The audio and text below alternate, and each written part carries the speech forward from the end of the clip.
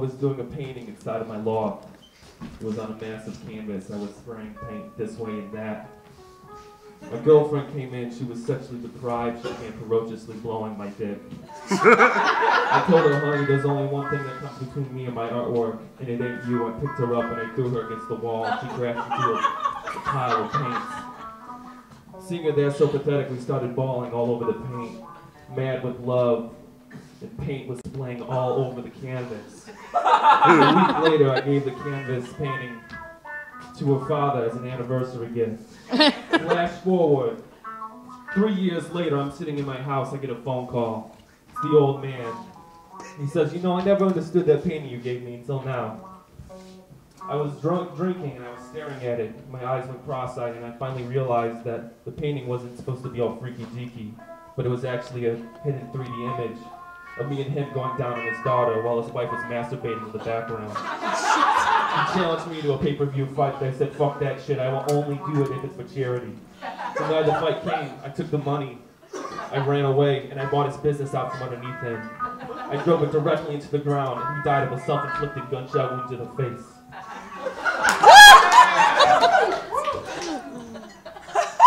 I was writing the great American novel. I needed some time to think, some time to clear my head. People kept bothering me, so I decided I was going to go down to the police precinct and register myself as a sex offender. People would leave me alone. I asked the clerk down at the police office, I said, buddy, just bring me all your unsolved cases. He brought a big stack about that high. I grabbed the top one. I said, yep, this was me. I'm the guy. I'm that guy. Arrest me, put me in shackles, whatever. Get me on your list. I don't care. Unbeknownst to me, that case was a high-profile case. Apparently some guy exposed himself to Jodie Foster before the filming of Panic Room and delayed the movie about 3 months, cost the studio millions of dollars. The press was all over me. They turned me into the man America loved to hate, following me around, photographing me paparazzi style. One man was jumping on a trampoline, taking pictures of me in my 2-story window while I was using the washroom. The talk show circuit swept me up real fast. I was brought to this stinking city to Phil Donahue in front of a bunch of pale, chubby men. He hit me in the back of the head with a shovel on live TV. Oprah Winfrey had me on her show, and as a surprise for her studio audience, she had them all run a train on me. But I tell you this, while they were doing that, I kept screaming out, your loss, not mine. It's your loss, not mine, before I contracted syphilis a couple of weeks earlier. My syphilis, mixed with all the other syphilises in the room, combined to form a gigantic multi-strain syphilis that was airborne. It infected Harpo Studios and was the inspiration for my new novel, Outbreak 2, later made into a movie, always played by John Goodman. The year was 1964, it was my girlfriend's birthday. I was sitting in the apartment eating her cake, wearing a tank top and reading a comic book. She was in the shower. She came out. She saw what I did. I couldn't lie my way out of this one because there was chocolate all over my face and chest and my hands. She started yelling in my face, calling me a loser, saying what a loser I was. I ignored her and I heard a doorbell ring. I got my baseball bat. I knew it could only be one person. The mailman. I grabbed him. I dragged him in and I told him, I want you to fuck my girlfriend right in front of me because it's her birthday. Wielding a baseball bat at them, they were both terrified. At first they were bawling out of fear, but soon that fear turned into spite and they were actually enjoying themselves, both looking at me. I yawned and picked my ear and I said, you're boring me. Is that how you had sex on your birthday? You're both really boring me. I grabbed the mailman and I started butt fucking him right there. In and out, in and out. I said, this is how you do it on your birthday, girlfriend. This is how you do it. I spit on his lower back after I pulled out, and he turned around inquisitively, assuming I'd shot my wad. That was untrue, and then I shot my real wad on his face. I kicked him in the butt, and he went face forward into a bunch of oily rags. I told him to get the fuck out of here, and if I ever see you again, I will kill you. I don't know what it was, but for some reason that convinced my girlfriend that she was in love with me, but unfortunately I had to break up with her 3 weeks later because she wasn't Catholic. I see the mailman walking around and I tell him, he just walks away, he avoids my gaze, and if he sees me coming, he crosses the street. But that's just another story in this city that we all live in.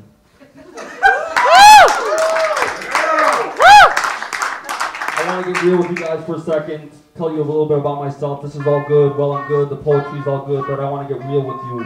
Back school days, high school, last day of school, first day of summer, everybody would get together. Tall, short, young, old, from all the boroughs get together to one spot. Tensions ran high, excitement in the air. Girls would go down to the mall, get their hair done, get their nails done, get nice clothes. Guys would get new sneakers. We'd all get together, throw some carpet down on the sidewalk, on the streets, get in a semicircle, all stand around for some good old-fashioned street fucking. We would all get together. There are rules for that shit. You have to understand. Guys would come down, they try out their new stroke. Girls would get their pubic hair done up real nice like. If you were a new guy, you had to do it with an old lady. If you were an old lady, you had to do it with a new guy, and vice versa. But you have to remember, there are rules. This wasn't just freelance. You had respect. You had to respect the person you were balling, because that's the way it was. This is before the t-shirts, before the movies. We knew what we were doing. We were a bunch of kids, and we were street fucking. Two men were doing it at the same time. A man from the stars and a lady from the future. She's down before falling on top of the tortoiseshell. And we all enjoyed it so much. And then I saw the movie, and I knew that his body lasted all to that place. Because there's two things that you can be too deep, and then there's undercover. There's undercover, and there's too deep. There's undercover, and there's which way is undercover.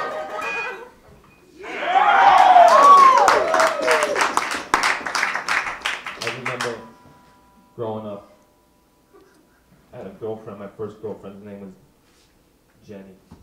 We would go to the drive-in that was abandoned, my old 74 pickup truck. We'd make up names, make up stories in the blank screen. We were just a couple of just crazy kids, we didn't know what we were doing. When I would take Jenny, she would grab the back of my neck and she'd look me right in the eyes and she'd say, "There's only you. There's only you." It's kind of like a ritual. We do it every Saturday night. One day my older brothers snuck their girlfriends in the back of the truck. I didn't know if they were secretly having sex. Jenny was grabbing the back of my neck saying, "There's only you. There's only you." You see, we were on the football team the next day. There was a big football game, and the coach found out we was jerking around, and he drove up. He was furious. He's an angry man. He had a shotgun. He was yelling at us. I didn't know. There my brothers showed up with their girlfriends. I didn't know what was going on.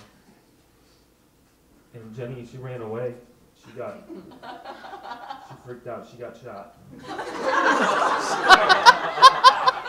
Everyone's scared of them. They didn't know what to do. The police officers showed up. And when they were taken away, she kept on saying, "There's only you. There's only you." I went to juvie for 3 weeks, something like that. But then they found child pornography on the coach's iPhone. Then I got off the hook. Oh, shit! Right now, it's something is serious because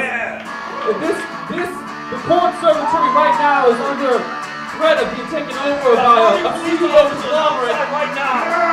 And if you do not get it together, they will take this place down and they will tear it down and they will replace it with a mini mall and a blockbuster. I want you to take a look at the people around you. Take the person on your left, and take a person and put it on your right, and you look at them and that's your sister, and that's your brother. And if you donate $3 to NPR, you will get a Modest Mouse album and a subscription to Time Magazine for a year. And on top of that, other things will happen your way.